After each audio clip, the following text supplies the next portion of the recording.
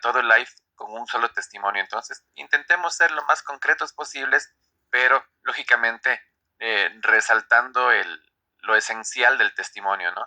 Tomando en cuenta de que el testimonio para efectos de la transmisión de la fe es la cosa tal vez la más poderosa que existe, porque cuando tú hablas de testimonio, hablas de que estás testificando, eres testigo de algo que Dios ha hecho en tu vida o en la vida de alguien.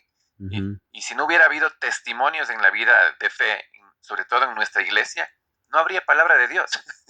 No habrían escrituras sin testimonio. O sea, todo se Sí, maneja por el poder del testimonio. Si por algo tenemos una palabra y tenemos escrituras, se debe específicamente al testimonio. Primeramente, pensemos en el Antiguo Testamento mucho, pero sobre todo donde es más evidente es en el Nuevo Testamento. Tú ves ahí que cómo se transmite. Antes la gente no escribía tanto, escribía poco o muy poco escribía, pero cómo se transmitía la vida de fe de manera oral, de una persona a otra, ¿no? Entonces, bueno, sí. el testimonio es importante y querido José, pues te escuchamos, adelante. Bueno, voy a tratar de resumirlo lo más corto que pueda para tratar de que no se alargue mucho. Mire, mi testimonio comienza muy pequeño. Eh, Voy a regresarme a mi edad de mis 7, 8 años. Yo viví con mis abuelos por ciertas razones que se alargaría más el testimonio si las incluyo. Mis abuelos eran, cuando yo llegué a vivir con ellos, mi abuela era católica y mi abuelo, ya se estaba yendo para otro, desviándose para otro grupo. Entonces, mi abuela comenzó a enseñarme para hacer la primera comunión. Me llevaba a la iglesia para aprender, las clases y todo lo que uno toma para la primera comunión. Entonces, en ese tramo, mi abuelo tenía muchas discusiones con mi abuela por la diferencia de creencias. Entonces, cuando ya yo logré, hacer la primera comunión, mi abuela, ya no iba mucho a la iglesia. Entonces, habían veces que nosotros íbamos todos los domingos o cuando había algún otro evento. Entonces, una vez me recuerdo que mi abuela me comenzó a decir que ya no íbamos a poder ir más a la iglesia católica. Entonces, yo me sentí bien mal, ¿no? Porque todos los domingos íbamos, después pasábamos a comer un helado, jugaba con los niños que iban allá a la iglesia. Entonces, la cosa es que mi abuela, por no seguir ella con el abuso psicológico y de otra índole, porque mi abuelo pues quería que dejara de ir a la iglesia católica y que se uniera donde él estaba, pues ya comenzó a ir a ese otro lugar y yo pues comencé a ir con ellos, pero yo me escapaba después del culto y me iba para la misa de la iglesia católica. Eso sucedió como unos 2, 3 años casi. En ese tramo hubieron casos que mi abuelo, a esa edad yo comencé a recibir las palabras esas de ya viene de adorar los yesos, ya viene este muchacho de ver ahí esos tachos que tienen ahí, que no hablan, que no oyen, que no escuchan, que no ven. Entonces, una vez yo le dije a mi abuelo que él en una de esas idas me dijo que me iba a ir al infierno con todos los católicos. Entonces, a esa edad yo le dije, abuelo, ¿usted sabe quién se va para el infierno y quién no? ¿Usted tiene la autoridad para decidir quién es el que se va a ir al infierno? Y yo con esa pregunta que le hice a mi abuelo me dio una golpiza que hasta me dejó inconsciente. Entonces, pasé yo mucho tiempo ese sistema hasta que me escapé y me fui para de otros parientes que también eran evangélicos y traté de sobrevivir ahí y lo mismo me sucedió. Después me mudé de una hermana a otra ciudad y también ella era de evangélica y lo mismo.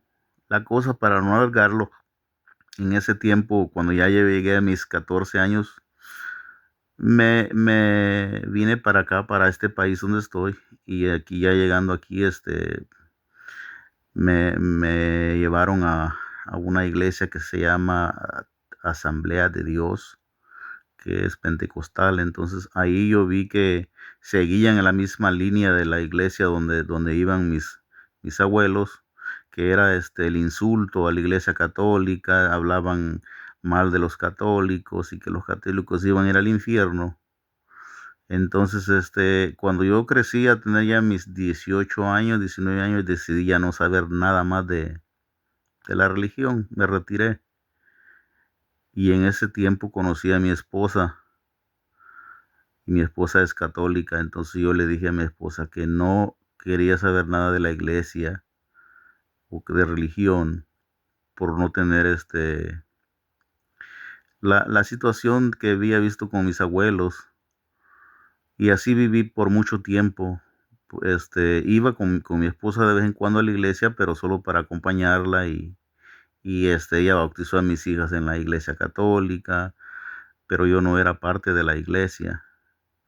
Entonces, después mis hermanos quisieron, llevarme de regreso a la iglesia, a este grupo de donde ellos pertenecen, evangélico, y una vez yo fui, hermanos, fui ya de adulto, ya estoy hablando ya cuando ya era mayor, y vi que llevaban el mismo sistema, que siempre seguían hablando mal de la iglesia católica. Entonces yo, por tanto que lo que había sufrido, dije, voy a tener que yo investigar por mi propia cuenta a ver qué tan malo es lo que la iglesia católica enseña, porque si me lo sigo escuchando de lo que me dicen, voy a seguir en esta misma situación. Así es que así fue, y como también yo no me había casado con mi esposa por la iglesia, porque no nos podíamos casar, obvio, comencé a estudiar, y en eso comencé a ver los videos de el Padre Toro y de este hermano que también se convirtió al catolicismo, que ahora se volvió a salir, que él es puertorriqueño. eh, este, Se me olvida el De nombre. Fernando Casanova. De Fernando Casanova. Yo vi el testimonio de ellos, de él con su esposa, y eso me hizo comenzar a pensar de lo que él explicaba de la Eucaristía y todo eso. Entonces, comencé a estudiar para hacer la confirmación.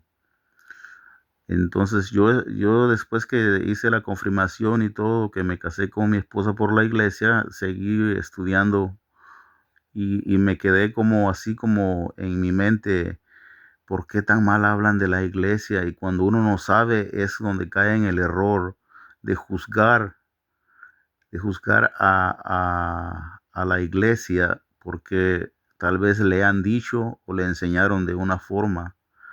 Entonces, muchas cosas que yo pasé fueron bien fuertes. Una de ellas fue con mis abuelos, que ellos me prepararon para yo poderme bautizar en la iglesia donde ellos pertenecían, donde se habían ido. Y cuando ellos ya me iban a bautizar, yo me les escapé porque ya me iban a bautizar en esa. Bueno, es que no es iglesia, hermanos. Esto no se le puede decir iglesia, porque ellos salieron en 1926.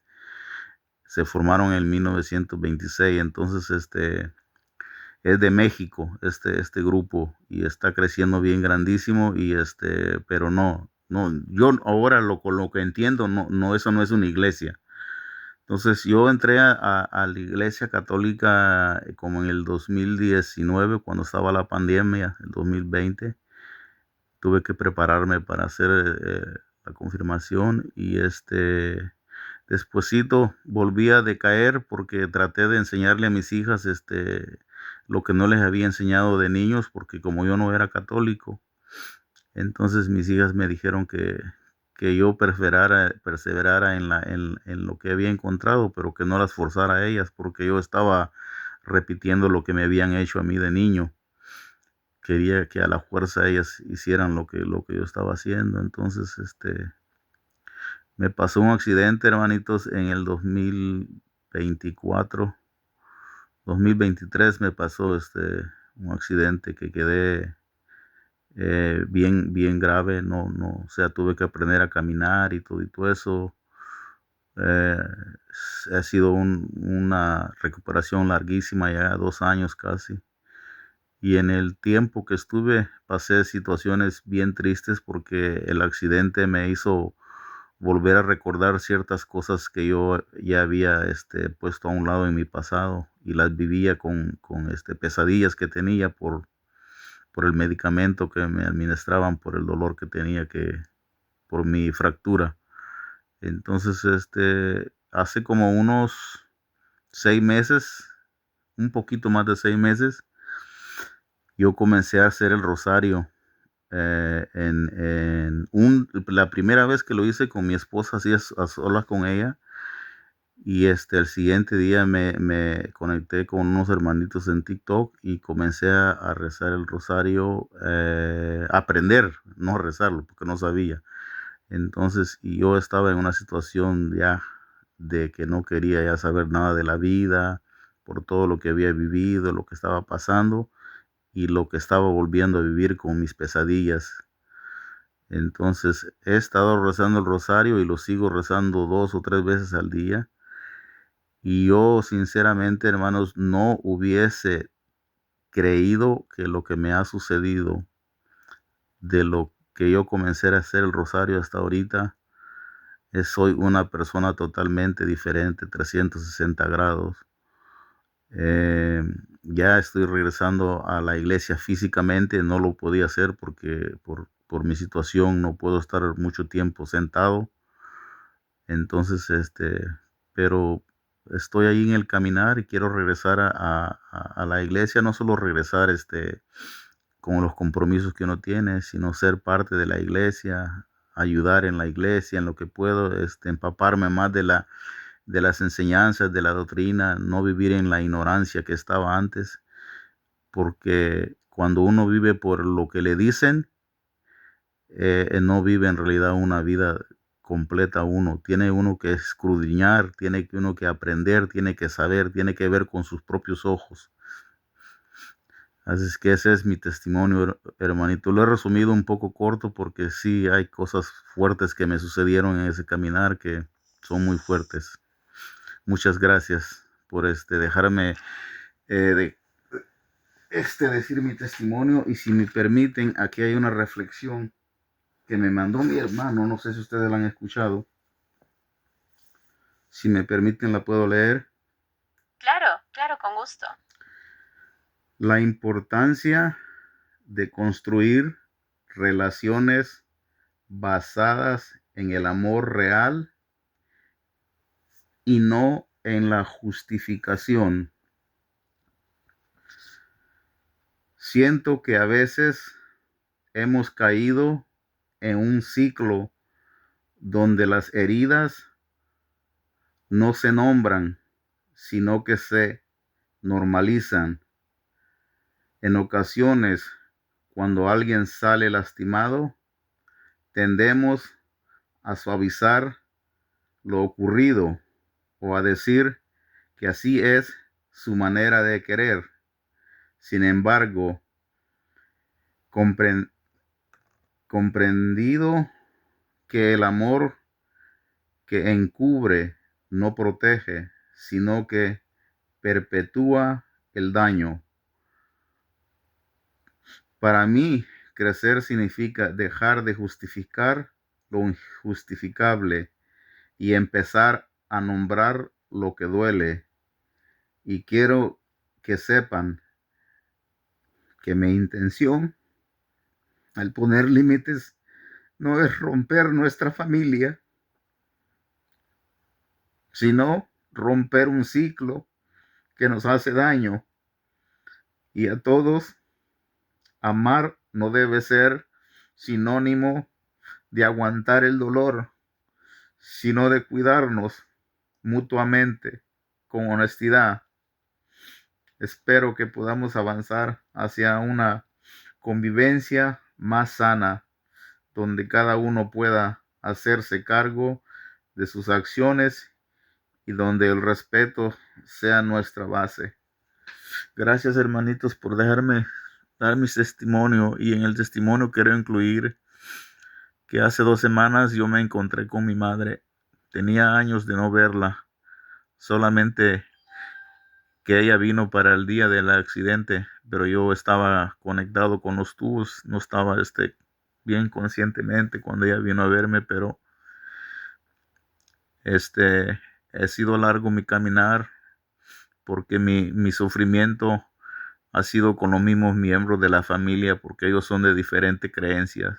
Mi mamá es de los mormones, mi hermana es de la luz del mundo y mi otra hermana es de apóstoles y profetas y ahí va. Entonces, yo soy uno de los primeros que he entrado a la iglesia católica y después mi hermano que me mandó este mensaje, esta reflexión, él también hace como 2 años entró a la iglesia católica. No ha sido fácil porque en la misma familia ha existido una desintegración por las creencias. Gracias, muchas gracias, hermanos. Gracias a ti, mi querido José Ñaño. Muchas gracias por tu testimonio y apreciamos mucho que nos lo hayas compartido. Eh, Sabemos que ciertas cosas todavía siguen doliendo, algunas cosas pueden ser incomprensibles en su momento, pero no te preocupes, hermano. Dios tiene siempre un propósito con todo. Y hace poco hablábamos justamente, ¿no? De los discípulos que se encontraron en el camino de Maús con Jesús. Y hablábamos de que a veces cuando uno está pasando por situaciones muy complicadas, uno no entiende el propósito de que ese tipo de situaciones nos pasen, o por qué tienen que pasar. Y, y no es necesario de que las situaciones indeseables pues nos pasen con personas que están lejos de nosotros. Casi siempre, y esto te lo podemos decir por experiencias propias, las situaciones tristes, penosas, las más dolorosas, ocurren justamente con las personas que están más cercanas a ti, no necesariamente con las personas que están lejos. Y por eso duelen más. De hecho, el sentirse uno maniatado, usado, traicionado, vejado, maltratado, eh, pues son el especialista en sentir ese tipo de cosas. Fue el mismo Jesús. Y justamente Él nos dice, cuando ustedes sean perseguidos, sean odiados, sean etcétera por mi causa, recuerden que yo fui primero odiado, yo fui primero perseguido, yo fui primero despreciado, yo fui antes que ustedes. Entonces, es algo que hay que entender primero para entender también el propósito del dolor, ¿no? Para los que somos personas de fe. Y hay que entender que no hay gloria sin cruz. Y si al Señor le tocó también cargar y abrazar esa cruz, no cargarla, abrazarla, porque Jesús abrazó la cruz y la abrazó por ti, la abrazó por mí, pues eh, esa cruz abrazada tenía un propósito glorioso. Y por eso no debemos perder nunca la esperanza. A unos antes, a otros después, el Señor sabe cuándo, pero el Señor nos irá devolviendo lo que es nuestro, si hemos podido perseverar en su momento, ¿no? No hay que perder las esperanzas, porque la verdad es que es muy fácil eh, desanimarse, es muy fácil entrar en dudas, o es muy fácil empezarse a cuestionar, pero ¿por qué? ¿O hasta cuándo? ¿Y por qué de este lado? ¿Por qué estas personas?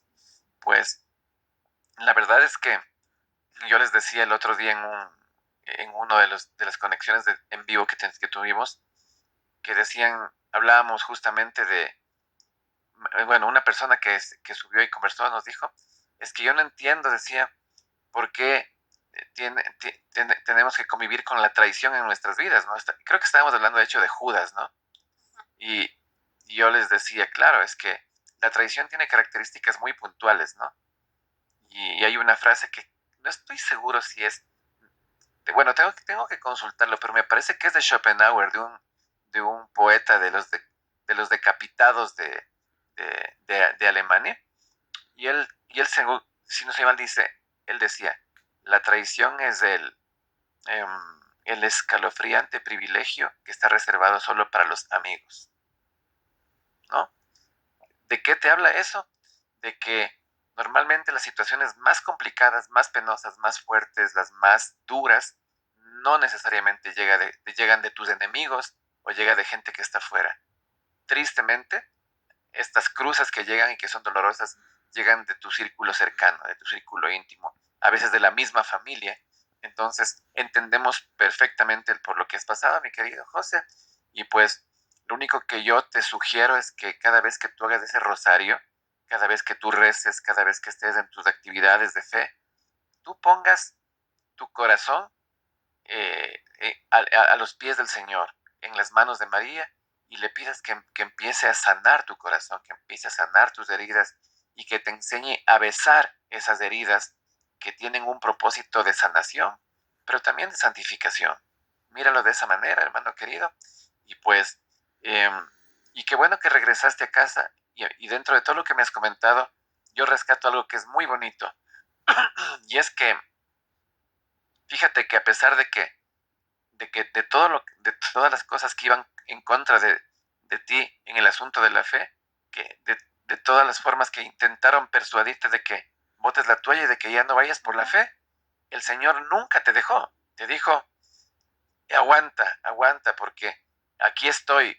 Y por alguna razón que no entendemos definitivamente, aunque te hayas alejado, nunca desististe de la fe. Siempre estuvo esa como llamita encendida y no te costó regresar, a pesar de que hayas tenido el asunto de que no quieres saber nada de la fe, por tal o cual razón, nunca tu corazón dejó de conectarse con la fe en esta iglesia católica que es la iglesia del Señor.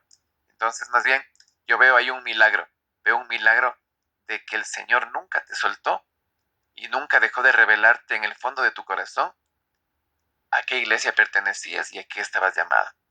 Así que, gracias por tu testimonio, mi querido José, y a seguir rezando, a seguir orando. Nosotros nos comprometemos también a seguir orando por ti. Amén. Para que ese camino de fe cada vez sea más fuerte, más definido y sobre todo más bendecido, y que ese proceso de caminar en santidad pues siga creciendo, porque la santidad es a lo que estamos llamados, no es nada imposible, es un asunto de seguir caminando, seguir perseverando, seguir adelante a pesar de los obstáculos, porque la santidad no es de los perfectos, la santidad es de los que nunca se rinden, amigos. Así que gracias por estar aquí. Gracias, hermano. Dios te bendiga. Y Igualmente. cuenta con nosotros en este espacio también. Bienvenido aquí. Muchos te están diciendo bienvenido a casa y que eres un hijo pródigo más. Y no sé si tal vez nos permites acompañarte con una canción en este momento también.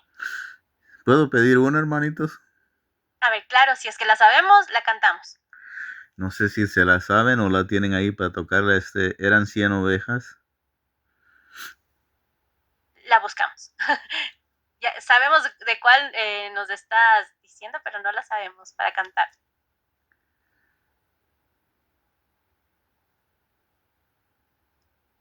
Aquí quiero.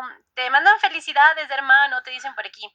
Y un abracito también para nuestro querido Padre Freddy. Padre Freddy, si quiere puede subir. Usted aquí tiene ventana abierta cuando sea.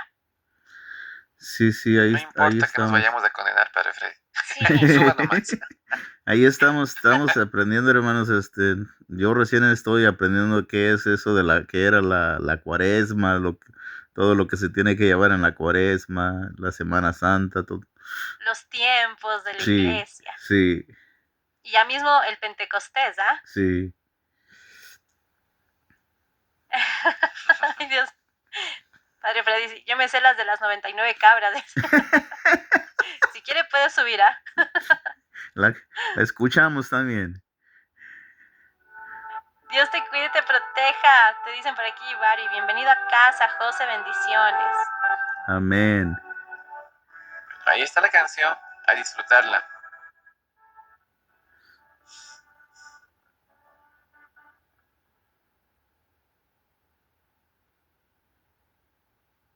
Eran 100 ovejas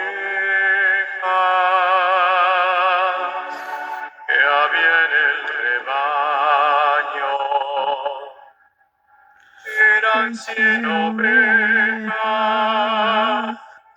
que amante cuidó. Pero una tarde, al contar las todas,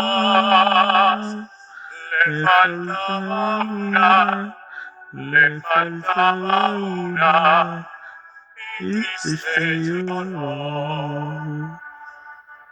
Las 99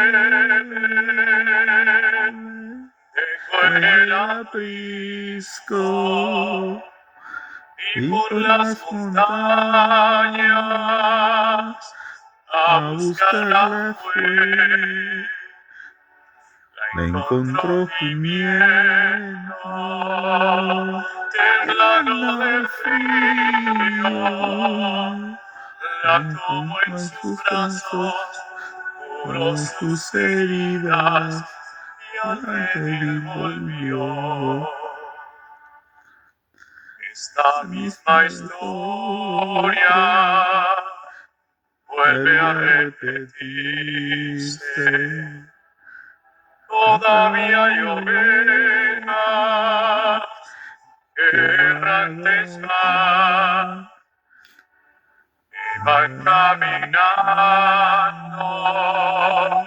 sin Dios, sin consuelo, quedando en tinieblas porque aún no tienen de Cristo la luz. Las 99 dejó en el aprisco, y por las montañas a buscarla fue. La encontró gimiendo, temblando de frío. La tomó en sus brazos, curó sus heridas y al reír volvió. La tomó en sus brazos, curó sus heridas y al reír volvió.